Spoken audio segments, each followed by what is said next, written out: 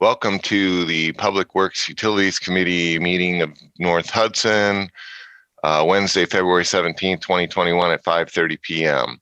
Item number 1 on our agenda is call to order. Roll call, please. Chair Pike. Here. Trustee Head. Here. Trustee Matz. Here. All right. Item number 2, approve the minutes of the January 19, 2021 Public Works meeting. Move to approve the minutes of the January 19, 2021 Public Works meeting. I second. All in favor? Any discussion? Changes, additions? All in favor say aye. Aye. Where's my virtual background? There we go. It's green. All right. Okay. And then item number, where did it go? Number 3, comments from the floor. I don't see any additional people on here. So item number 4, stormwater ERU discussion, possible recommendation. Patrick. Okay. So first things first, I talked to Melissa and she emailed the changes to the city to have them make the corrections, and she hasn't heard anything back yet. So she's going to follow up again to make sure that they've been corrected. So that's kind of where we're at with that, is they were sent and we're just waiting to hear back to make sure that all the changes were made. Okay. And then there was some other information that I had sent you guys on the stormwater utility, excuse me, utility revenue fund. Nathan had put together a sheet showing you guys what an increase would look like for our revenues, for the village's revenues. And then after doing some more conversing with Nathan, talking about the account itself, he was telling me that the account actually was kind of running to the negative for a while. Now it's solvent. Now everything's good. And we have, I didn't realize everything that came out of the account, I guess, is the point that I'm trying to make. And then that account, like our street sweeping comes out of it. The money that we use to do our flex ceiling project. And then just to kind of give you an idea, there, oh my gosh, I had it wrote down. There are 360. Oh, hang on. Put it over here. There are 320 catch basins total in the village, and as of now, we have 79 of them completed, repaired or flex sealed. So there's 241 left. And if the price stays the same to do the flex sealing, it'll take us just over 40 years to finish. So just to kind of give you an idea. And that's not always, because I'm usually each year I can do like 5 to 7, which is progress. I'm not complaining about that. I'm just kind of letting you know where we're at. Sometimes I have to do less, like if one fails, because then that brings the cost up, because the company that does the flex sealing also does repair for us. And instead of, $700 to fix it, it's $1,300 or more. So just to kind of give you an idea of how it's going. And then as far as street sweeping, I think since I've been here once, the rates have gone up for street sweeping.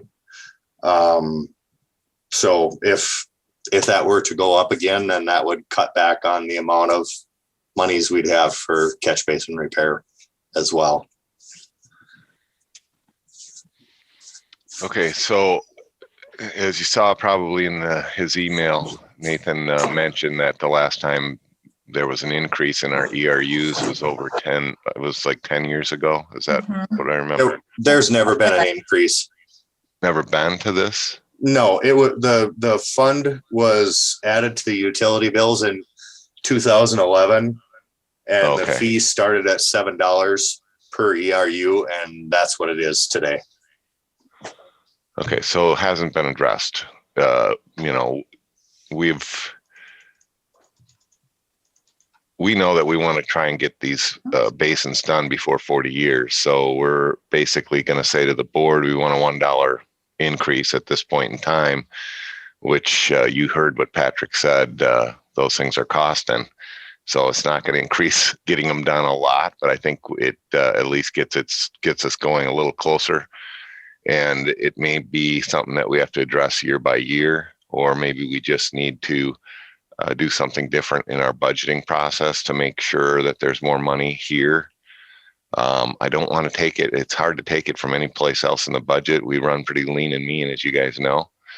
But if we're going to get this caught up and not, you know, find ourselves way behind in 50 years to fix something that because we just let it go, which has happened elsewhere. We don't want that to happen here. So a $1 increase equals 1 to 2 extra catch basins a year, depending on if it's scheduled or if it's an emergency. Is that what I'm seeing in those budget numbers? how much did you say it costs to do one? No, that'll increase. That'll give us $6,900 a year.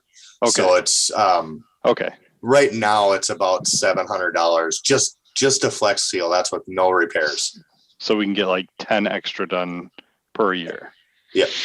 You know, I'm opening to listen to. We were trying to make this as painless as possible for our customers, but I'm open to listening to any other ideas or ways to help this fund get more dollars so we can actually catch up. How often is that billed? Is that like a monthly dollar per ERU? Quarter. So Yeah. for every ERU, it's $4. And so looking at the map, like one house could be 1 to multiple ERUs, and it might cost them an extra less than $20 a year. I'm just trying to equate it to real dollars for people. Yeah. Sounds about right. Any other costs expected that people will see on their bills that because it may be more than just the ERU that they'll see increased? There's nothing else planned right now. We do have a sewer surcharge on there. I think, what fund is that, Patrick? I think that fund is okay. As long as, we're doing the lease of mains with Hudson. Sewer surcharge. Yeah, that's And 201. So Hudson is doing a payment to us, albeit we just got 2019 paid recently. Hopefully they will pay 2020 a little quicker. But other than that, I don't know of any other raises that are expected. Okay. We do have an audit starting. It's not really an audit. It's called a reassessment, I think, of all the homes and their values. That's starting this year. And that could actually result in more money coming into the village. So maybe at budget cycle this October, September, October, we could look at maybe putting more money over into this 215 fund. At that point in time, I don't know how long those assessments, how long it takes to do them. But I'm open to the rate increase, just wanting to be careful that we weren't going to layer on top of something else that I wasn't aware of. not that I'm aware of. Okay. How's that? Okay. We're working on this sewer water agreement with Hudson Yeah. as well. There is some possibility that might result in some kind of an increase, but I'm not certain. We're trying to make sure that doesn't happen. It just all depends on how that works out. Okay. All right. So any other questions or further discussion on this? I need a motion, I guess. So we're moving to increase $1. Is that what we're doing? Right. That's the suggested. Okay. So I move to increase our ERU from $7 to $8 per ERU. I second. All right. It's a roll call thing. I say yes. Lori? Yes. Phil? Yes. All right. Passed. And we'll pass that on to the board. I guess we'll probably end up in a further discussion with them. Mhm. Right. All right. That takes us to item number 5, Lake Malibu Bridge winter maintenance discussion and possible recommendation. Patrick? Okay. Yeah, I guess this is just basically more of a discussion. You guys have a map, I believe, of our corporate limits. It's showing the Lake Malibu Bridge. And I just kind of wanted to make everybody aware that it used to be that the state took care of that. They would pay, the county would do it. The county would charge the state, whatever. And last year there was a maintenance agreement that we're not sure how it got in, but it wasn't noticed, but it was signed and put into place. So now it is our responsibility to keep the sidewalk clean on the bridge. The east side is fairly easy for us to clean because it's wide enough. The west side is about a tire width too narrow, so we really can't get any equipment on there. And I think it's dangerous to try to work on a state highway with a walk behind snowblower or something like that. So I really don't want to do that. So basically we've been just trying to keep the east side open. The west side, I had talked to Chief and he suggested we just get some sidewalk closed signs and hang them on the barricades. So I'll be looking into that and we'll get some signage up and stuff. But I guess we're just trying to do the best that we can. We'll keep that east side open. There are crosswalks on both sides of the bridge in Hudson and in North Hudson. So I guess my thought is that you're out for a walk to get exercise. You can walk across the street and then cross the bridge, I guess. Hopefully that doesn't inconvenience too many folks. It should be a improvement compared to how often it was getting done. If we have responsibility over it, it's acute and we can just take care of it. It's a fantastic idea. Is the state now, is that contract help the village in any way besides the fact that we can actually take care of the bridge that's never getting taken care of? No, it just kind of passes the work to us. Huh. What contract is that? It's not a contract, it's a maintenance agreement Between who and who? between us, the village, and the state. Can we get a look at that sometime? Yeah, I can send it out. Yeah, send it out to this group at least. I'm curious as to what's all in there, but Right. as you can see with the corporate limit line there, 2/3 probably of that bridge is ours anyway. We were going to reach out to Hudson and see if they'd be willing to share any responsibility, but they've got a lot on their plate, and maybe that's something we take up next summer. But for right now, it seems like the benefit is 2/3 of the benefit is to our people. So I think that's good. I mean, how long does it take you to clear that one side, Patrick, when you do it? It doesn't take very long. We did purchase the snowblower attachment for the Bobcat, so it's pretty painless. And then we have a broom too, so when it's a light snow, we can just broom it off. Okay. That Bobcat won't fit on the other side, huh? No, it's like a Dang. foot too narrow.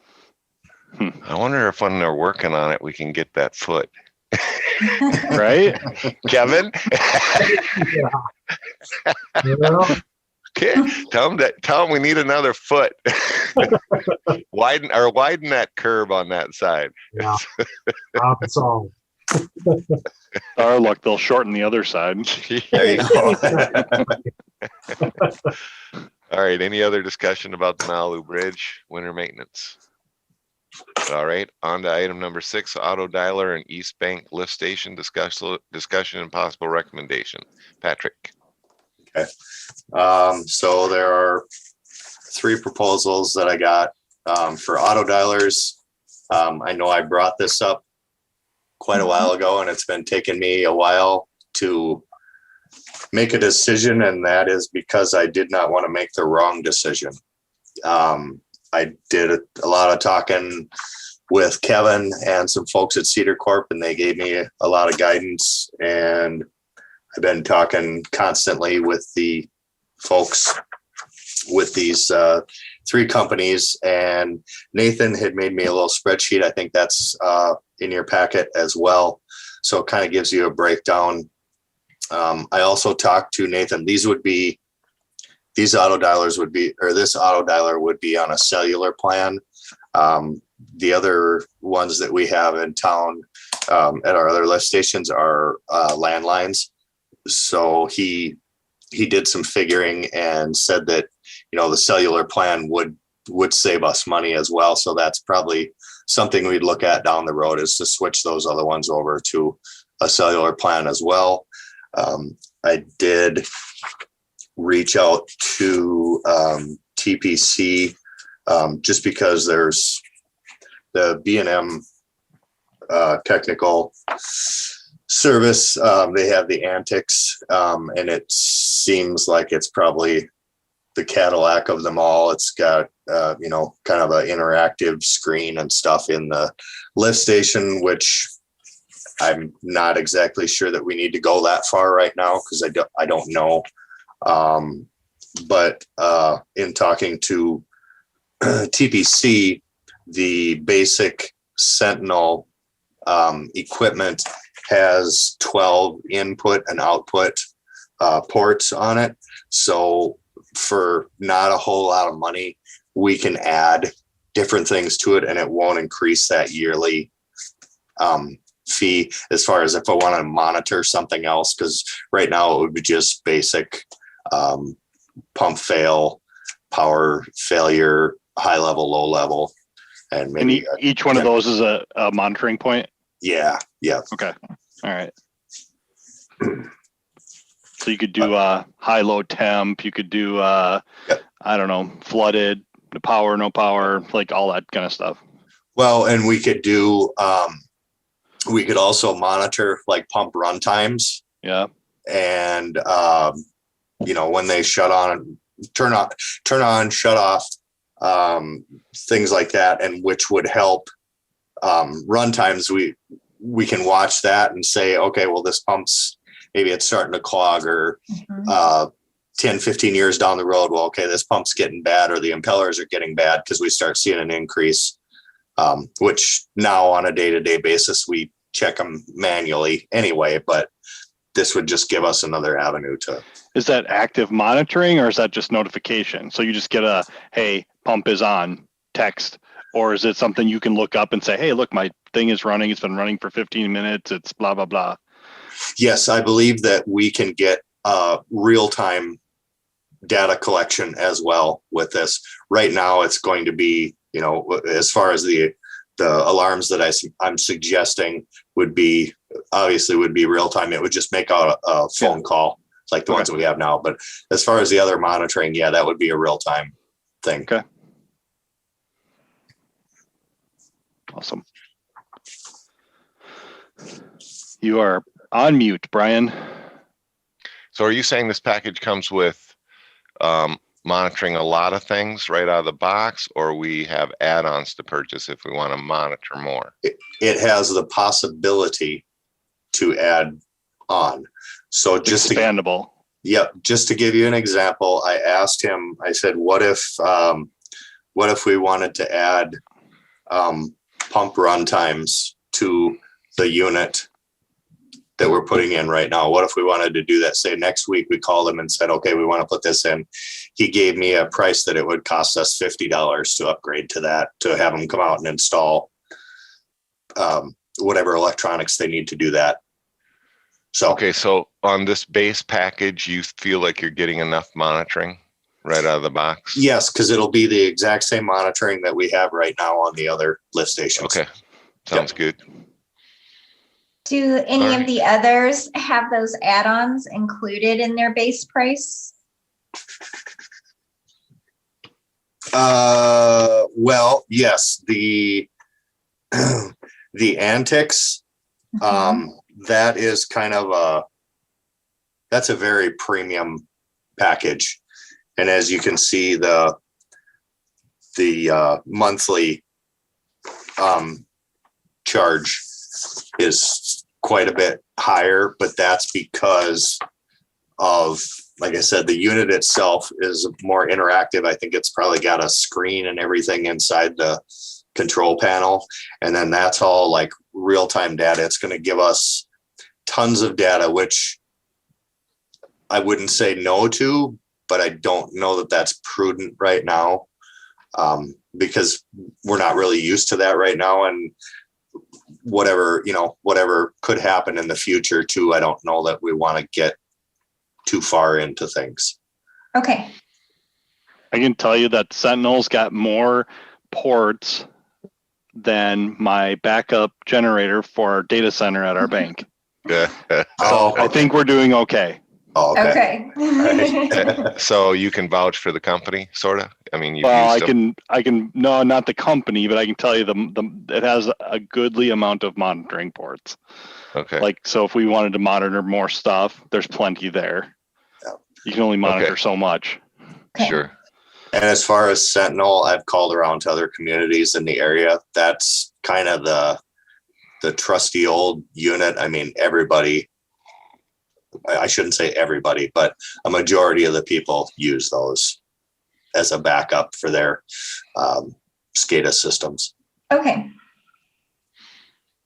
And so would you be thinking, but in terms of September, October budgeting, to maybe put one of these in the other lift stations as well? My thought is yes, but I wanted to kind of coordinate. Kevin and I actually talked about that a little bit too. The duplex, the small Riverside lift station, Yeah. that is probably the next one on the docket for a new control panel. So we Okay. would we'll just see how it works out. And my thought is when we do that control panel, we should do the auto dialer as well. Okay. All right, sounds good. Is this a budgeted item? Yeah. Okay. Any other questions about it, Phil or Lori? No. Then I need a motion. I move to purchase and install the Sentinel auto dialer unit from TPC Incorporated with cost not to exceed $3,725. I second that. All right, it's a money matter. So Phil, Yes. Lori, Yes. and I say yes too. So motion carries. All right, that takes us down to number 7, the chair update. I don't really have anything here yet. So let's go to number 8, engineers report. Patrick Or Kevin. or Kevin, sorry. I You read know, engineer, but I'm thinking director in my head. Whatever. Well, good. I really don't have a lot. And the 35 project is out for bids. Did look at the DOT's webpage and it's set up for the March 9th bid letting at 11 a.m. So, it's out there. So you're saying they sent it out for bid, and by March 9th they will decide. Is that what you're saying? So basically all the contractors, the plan holders that are looking at bidding they do that all electronically now. Yeah. They have to submit their numbers by 11 a.m. on the night. And Okay. then the as bid results will come out, gosh, couple, 2-3 hours after that. And then kind of the interim, they look at the numbers, and then the official bids typically, if there isn't any issues, will come out at the end of the week with all the itemized line items for all the entire bid package, along with your unit prices. Okay. And are they still thinking they're gonna wait till May to start? Yeah, by the time, you look getting contracts in place, you have to have a pre-con. That's going to be a month and a half to 2 months to get all that stuff in place. Okay. The plan is still to complete the entire project by the fall? That's what I seen on the advertisement. Yep, this year. Okay. All right. So stay tuned. Yep. Any questions for Kevin on the 35 project? Lori? No. No? I was a fingers crossed, not a question. Oh. I feel like we're in the hush before the big tsunami comes in here. It's going to be an interesting year. There's a side of me that is glad that they're not starting till May, but because that gives us a little more time to get ready for it. But on the other hand, they were worried about getting it done when they're going to start April 1. So Yeah, rip that Band-Aid off. Let's get this done. Hurry.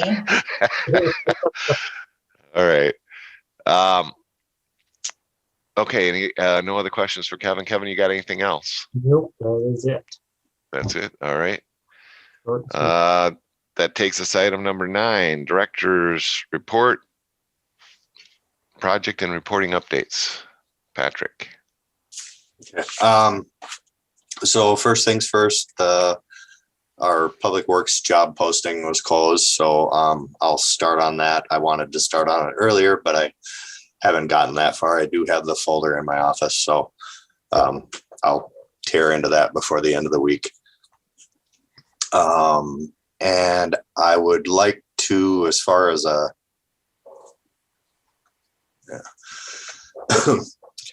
would like to, I'm sorry. I would like to talk about, I guess maybe next month or whatever, we can put that on too, but I'll talk about it a little bit now. As far as our GIS system, we kind of want to do a little investigating, and I talked to Jessica about that as well too, to find an intern maybe at one of the local colleges to help us get caught up with that. Just whatever. Guess I thought I'd throw that out there because I feel like I get further and further behind every day, and it just gets me frustrated. So I'll try to keep you updated on that or put it on the next agenda. The next thing I wanted to kind of bring up was probably our street maintenance. As far as what we do every year, the seal coating and spray patching. I'll put that on next month's agenda. I'm really hesitant on how much of that to do with everything else that's going to be going on. But I'll probably have it on for some discussion and whatnot next month so I can get all you guys' feelings on it. I think we're sitting pretty good. We could, we might be able to get by with just doing some spray patching for a year and then continuing on the next year. But I'll put together our Pacer rating map and so you guys can all see where we're at as far as. Can we get ambitious and get it done before the 35 project? We could get that ambitious, but it's just, can I get somebody else to get that ambitious? Oh, gotcha. Okay. Yeah, I don't think they're going to be able to, because it'll be that early in the year. The temperatures won't be conducive to seal coating. Okay. And I don't think it'll work. The spray patching we could definitely do any time of year. I mean, you can do that in the winter as long as it's not way below zero. That will hold. Lori and Phil, I don't like falling behind, first of all, and yet I want That's to why be I'm asking. well, and I want to be sensitive to what Patrick's thinking here. He's thinking, okay, the 35 project's going to be going on. Yep. If we actually did seal coat, what were we going to seal coat? Was 5th Street next up, or I can't remember what street was next up on Pacer rating. No, not 5th Street. I'll be honest with you, I haven't figured out what I want to seal coat yet, but as far as our map, the last time I looked at it, we are sitting pretty good. Okay. Nothing's really falling apart. I mean, there's maybe a few spots, but it's not whole streets we did pretty good last year with getting, we did almost 3 miles of seal coating. So that got us pretty up to snuff.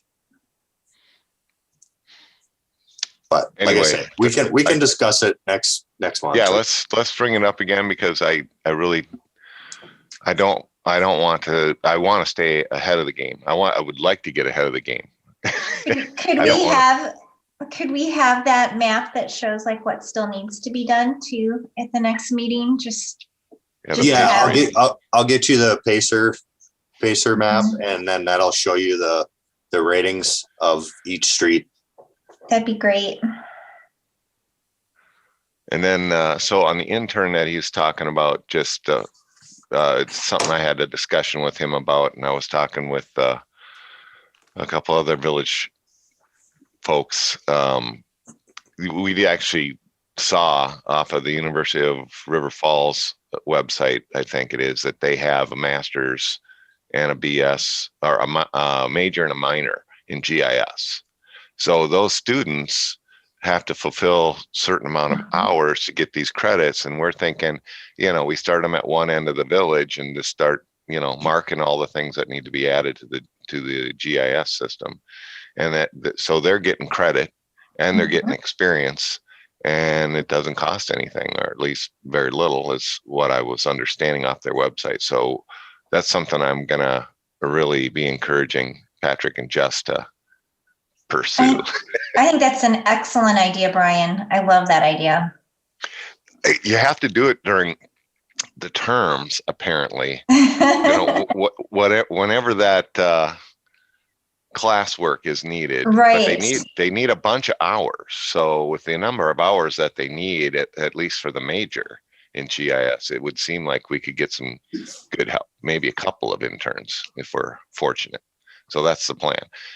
I meant to ask Kevin, have you ever used interns like that for updating a GIS system? We have not. So, Okay. I mean, I think it's a good idea by all means. Okay. Makes sense. All right. Patrick, anything else on your report? Yeah, one more thing. I'm actually working with Kevin. We spoke today. We're going to be creating a CMOM for the village. So just wanted to let you guys all know that we're starting that process. And that is capacity management, operation, and maintenance. So. Huh? One more time. Capacity management, operation, and maintenance. Okay. For your sanitary sewer. Okay. Yeah. Cool. So, any questions for Patrick about his report? So that CMOM is like how much our system can handle in total. Is that what that means? Some of it, most of it is kind of, correct me if I'm wrong, Kevin, but it's kind of like, so we have a plan. So we're setting goals for ourselves. Like we're going to clean out the wet wells once every year or twice a year. We're going to replace pumps every 20 years or 15 years, whatever it may be. We're going to jet the lines every so often. We're going to televise. We're going to do this. We're going to do that. So, okay. Nice. That's a good plan. Like it. Yeah, I like it. Cool. All right. Anything else for Patrick? If not, we're moving on to number 10, Public Works Capital and Equipment, current and 2022 budgeting discussion only. Do we have capital or equipment we haven't purchased for Yeah. 2021? We do? We still have some to purchase? Oh, yeah. Okay.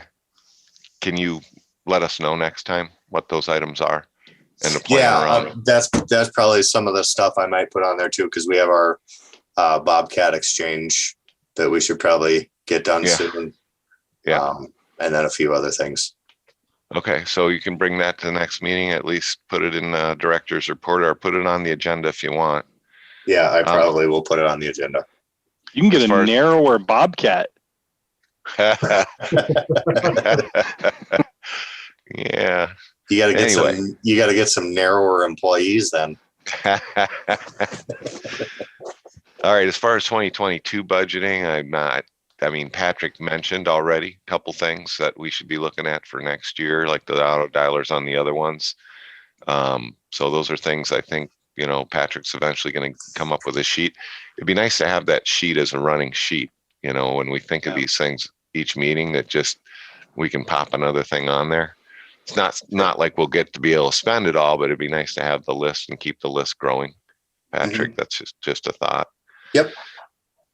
Okay, item 11, Public Works Committee, future goals and agenda, discussion only. Anybody got any future goals or agendas for this time around? Me either. We got enough on our plate, right? Right. All right, that brings me to item number 12. We are adjourned at 6:07. Thanks, guys. Perfect. See you guys. Good night. Good night.